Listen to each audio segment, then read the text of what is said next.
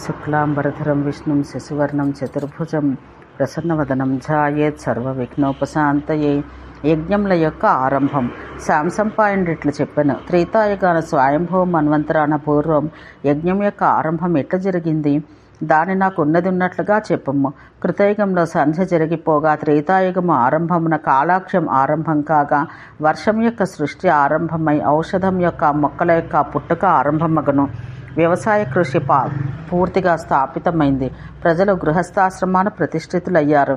వర్ణాశ్రమ విభజనం పరివృతమైనది.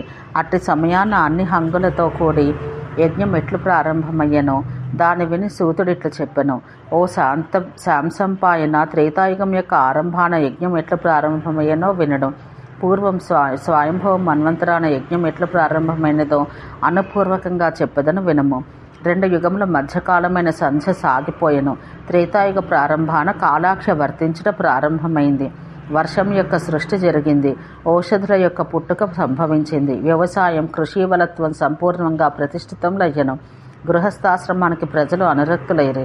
వర్ణ విభజనము, ఆశ్రమ విభజనము జరిగిన తర్వాత మంత్రాలు సంకలితంలైనవి. అది చక్కగా సమకూర్చబడను. వారు ఆ మంత్రాలను ఇహామృత సుఖప్రదములకు కర్మలయందు ప్రయోగించారు. అప్పుడు విశ్వభుక్కైన ఇంద్రుడు యజ్ఞాన్ని ప్రవర్తింపచేసెను. దేవతలతో సహితంగా సర్వయజ్ఞ సంహారములను సంభృతం చేసుకుని ప్రజలు యజ్ఞాలు ప్రారంభించారు. మహర్షులు విస్తృతమైన అశ్వమేధం గొప్పగా ప్రవర్తింపచేశారు. అక్కడికి సమాగతులైన వారు ఎల్లరూ యజ్ఞయోగ్య పశువులతో యజ్ఞం చేయుచున్న వారిని అడిగిరి. ఋత్విక్కులందరూ యజ్ఞ సంబంధమైన కర్మలయందు కూడుకొని ఉన్నారు. సామగులు అందరూ మంచి స్వరములతో నిమగ్నులై ఉండరి. ఆధ్వర్యులు వెంటనే క్రియాకలాపాలు ఆరంభించారు. యజ్ఞానికి సంపాదించబడిన అర్హమైన పశు సంతతి అంతయు ఖండించబడి కొట్టబడగా అగ్నిహోత్రులైన బ్రాహ్మణునిచే హవి ప్రధానములు జరుపబడుచుండగా యజ్ఞభాగాలను గ్రహించటకు క్రమంగా దేవతలందరూ ఆహ్వానించబడ్డారు. ఇంద్రియాత్మకులైన దేవతలందరూ యజ్ఞభాగాలను స్వీకరించుచుండరి. ఇచ్చట ఇంద్రియాత్మకులు అనగా రసరూప గంధాలకు అధిదేవతలకు వారందరూ అని అర్థం. కల్పం యొక్క ఆదియందున్న దేవతలు ఎల్లరినీ వీరు పూజించిరి.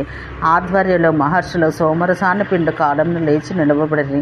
దీనములైన పశుగణాలను చూసి వారందరూ అనగా ఆధ్వర్యులు సమకూరి, కో అయం యజ్ఞ విధిస్తవ, ఓ ఇంద్ర, నీ యజ్ఞవిధి ఎట్టిది అని అడిగిరి. ఇది అధికమైన అధర్మం, పాపయుతం. ఈ యజ్ఞం అహింసా ధర్మమందు కూడిన కోరికచే వ్యాప్తమైంది. ఓ సురోత్తమ, నీ యజ్ఞం పశువధతో కూడి ఉంది. ఈ పశు హింస చేతను ధర్మం విఘాతం చేయుటకు అధర్మ యజ్ఞం ఆరంభమైనది. ఇది ధర్మం కాదు, ఇది అధర్మం. హింస ఎన్నడూ ధర్మంగా చెప్పబడదు. ఓ పూజ్యుడా, ఆగమనం అనుసరించి నీవు యజ్ఞం ఆచరింపగోరితివేని విధి నిర్దిష్టములైన విధానములకు వ్యతిరేక్తం కాకుండా యజ్ఞం ఆచరించము. వేదములయందు నిర్ణయించిన విధులకు అనుగుణంగా యజ్ఞం ఆచరించము. ఓ దేవతా శ్రేష్ఠుడా, 3 సంవత్సరాల కాలం యజ్ఞ బీజాలను ఉంచవలను అని అవి మొలకలు రాకూడదు. అప్పుడు యజ్ఞం ఆచరించాలి. అట్టి బీజములయందు ప్రాణనష్టం ఉండనందున హింస ఉండదు. ఓ మహాప్రాజ్ఞ, ఇది పూర్వం బ్రహ్మచేత చెప్పబడిన ధర్మం. తత్వదర్శులైన ఋషులు ఈ విధంగా విశ్వభుక్కైన ఇంద్రుని అడిగిరి. అప్పుడు ఇంద్రునికి మహర్షులతో ఒక పెద్ద వివాదం జరగను. జంగముల చేతను, స్థావరముల చేతను, చరాచర జీవులచే ఏ విధంగా యజ్ఞం జరపబడవలెనో తత్వాన్ని వివరించి ఆ మహర్షుల వివాదం చేత మిక్కిలి ఖిన్నులైరి. ఇంద్రునితో ఒక అంగీకారానికి వచ్చి వారు అనగా ఆ ఋషులు ఆకాశచరుడైన వసమహారాజును అడిగిరి. ఓ మహారాజా, ఓ మహాప్రాజ్ఞ, యజ్ఞవిధి ఎట్లు నీచే చూపబడింది? ఓ ప్రభు, ఉత్తానపాద కుమార, వివరించి మా సంశయం రూపుమాపుమని ప్రశ్నించిరి. వసువు ఆ ఋషుల వాక్యమును వినెను. ఆ వసువు బలాబలములను, మంచి చెడ్డలను విమర్శించకుండానే వేదశాస్త్రాలను, మనుస్మృతులను అనుసరించి యజ్ఞతత్వాన్ని గురించి చెప్పెను. పార్థివుడైన వసువు ఇట్లా చెప్పెను, యథోపనీతములైన వస్తువులచే యజ్ఞం ఆచరించవలను. మేధ్యములైన పశువులచే లేదా బీజములతో లేదా ఫలములతో యజ్ఞం ఆచరించవలను. యజ్ఞానికి హింస సహజం. ఇది నా ధర్మ నిర్ణయం. అంతేకాదు, దర్శన గ్రంథములు, ఆగమ గ్రంథముల యందు చెప్పబడినది ఇదియే. దేవతలు ఎట్లో ఇట్లే మంత్రములు కూడా హింసాలింగములు, హింసా సంజ్ఞలు.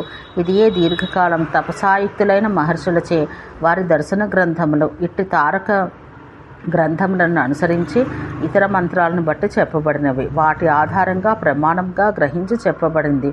అందుకే ఓ బ్రాహ్మణులారా, ఆ మంత్రాలను, వారి వాక్యాలను మీరు ప్రమాణంగా గ్రహిస్తే ఓ ఋషులారా, యజ్ఞాలను ప్రవర్తింపనీయడు. అన్యథా అయినచో మీ వచనాలు అసత్యములగును. ఈ విధంగా యుక్తరులై యుక్తాత్మలు తపోధనులు అవశ్యం జరగవలనంట తెలుసుకొని వాదించడం మానిరి. ఇట్లు పలికిన వెంటనే వసురాజు రసాతలమును ప్రవేశించెను. ఊర్ధ్వచారి అయిన రాజు అనగా ఉపరిచర వసువు రసాతలమునకు వెళ్ళెను. ఈ పురాణం అనుసరించి జంతుహింసను బలపరచుటచే రాజు రసాతలం ప్రవేశించడం వలన యజ్ఞముల యందు జంతుహింస ఎంతగా నిషేధించబడిందో వ్యక్తమగుచున్నది. ఆ వాక్యం చేతడు వసుధాతల వాసి అయ్యను. ధర్మ విషయ సంశయాలను నిర్ణయించే వసురాజు అధోవాసియే రసాతల గతుడయ్యను. అందుకే బహు విషయాల్లో ఒకడు పరిచితుడైనను బహుయజ్ఞుడైనను సంశయ విషయమున ఒక్కడే ఏదేనూ చెప్పరాదు. ధర్మం బహుద్వారాలు కలది. ధర్మం యొక్క సూక్ష్మ భావగ్రహణం అవశ్యమైనది. అందుకే ఒక్కనిచే ధర్మ విషయాన నిశ్చయం ఇది అని చెప్పుటకు దేవతలకు ఋషులకు శక్యం కాదు. ఈ విషయాన స్వయంభవం మన ఒక్కడే అపవాదము. అందుకే ధర్మానికి ద్వారం అహింస అని మహర్షులచే చెప్పబడింది. సహస్రకోటి మహర్షులు స్వకీయములైన తపస్సులచే స్వర్గానికి వెళ్ళారు. అందుకే మహర్షులు దానాన్ని కానీ యజ్ఞాన్ని కానీ ప్రశంసించరు. తపోధనులు ఉంచవృత్తితో సంబంధించిన మూలములను ఫలములను శాఖములను ఉదకపాత్రను వారి శక్తి అనుసారంగా ఇచ్చి స్వర్గలోకంలో వారు సుప్రతిష్ఠితులైరి. అద్రోహం, అలోభం, తపస్సు, భూతదయ, దమము, బ్రహ్మచర్యం, సత్యం, అనుక్రోశము, క్షమాధృతి ఇవన్నీ సనాతన ధర్మానికి మూలాలు. వారిని సాధించట కష్టం. చాలామంది అనఘులు బ్రాహ్మణ క్షత్రియాదులు తపస్సిద్ధులున్నారని తెలియచున్నది. వారు ప్రియవ్రతుడు, ఉత్తానపాదుడు, ధ్రువుడు, మేధాతిథి, సుధాముడు, విరజుడు, శంకుడు, పాండ్యజుడు, ప్రాచీన బర్హి, పర్జన్యుడు, హవిర్ధానుడు మొదలగు రాజులు. వారి వారి తపస్సులచే దివమును పొందిన వారు ఎందరో ఉన్నారు. వారు రాజర్షులు, మహాసత్వులు. వారి కీర్తి సుప్రతిష్టం. అందుకే అన్ని కారణాలచే తపస్సు యజ్ఞం కంటే శ్రేష్టం. తపస్సు చేతనే బ్రహ్మచే ఈ సమస్త విశ్వము పూర్వం సృజించబడింది. అందుకే యజ్ఞం తపస్సును అనుసరించదు. ఈ ప్రపంచమంతా తపోమూలం. యజ్ఞ సంభారములో మంత్రములు యజ్ఞములకు మూలములు. తపస్సు అనసనాత్మకము. యజ్ఞం ఆచరించడం వల్ల దేవతలను పొందును. తపస్సు వలన వైరాజముందును. కర్మ సన్యాసం వలన బ్రహ్మకర్మ సాధింతురు. వైరాగ్యం వలన ప్రకృతి యొక్క విజయం కలుగును. జ్ఞానం వలన ఒకడు కైవల్యం పొందును. అది 5 గతుల మార్గములుగా చెప్పబడింది. ఈ విధంగా దేవతలకు ఋషులకు మధ్య యజ్ఞాన్ని గురించి పెద్ద వివాదం జరిగింది. పూర్వం స్వయంభవ మన్వంతరాన ఈ వివాదం జరిగింది. ఋషీశ్వరులు వసురాజుని చూశారు. ధర్మబలం చేతడు హతుడయ్యను. ముని సంఘములు వెడలిపోయెను. దేవతల యజ్ఞాన్ని ఆచరించిరి. స్వయంభవ మన్వంతరమున ఆ రీతిగా యజ్ఞం ప్రారంభమయ్యను. యుగక్రమాన ఈ యజ్ఞం వివర్తితమైనది, పరిణామం పొందినది. ఓం శాంతి శాంతి శాంతి.